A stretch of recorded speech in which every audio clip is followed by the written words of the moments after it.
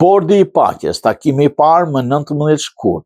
Washingtoni do të presë me 19 shkurt mbledhjen e parë të ashtu quajtur Bordi i paqes, iniciuar nga presidenti amerikan Donald Trump me fokus qeverisin në rindërtimin e Gazës. Pjesë e bordit janë dhe Shqipëria dhe Kosova. Bordi i paqes, krijuar dhe drejtuar nga presidenti Donald Trump, ku Shqipëria është vend antar themelues, pritet të mblidhet për herë të parë më 19 shkurt në Washington. Zyra amerikane dhe antarë e bordit kanë konfirmuar për media se përgatitet për mbledhjen e parë të shumë pritur të organizatës së re. Takimi vjen pas raportimeve që do mbahet në Institutin Amerikan të Paqes e do të përqendrohet tek situata në Gaza, qeverisja e përkohshme e territorit dhe rindërtimi pas luftës.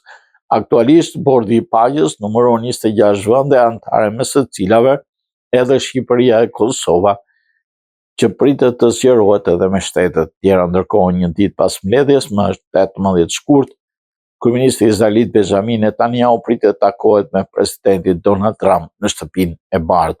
Nuk përjashtohet mundësia që ai të marrë pjesë edhe në forumin e bordit paqes, edhe pse shtëpia e bardhë, pyetur nga mediat, nuk ka dhënë shpjegim për këtë.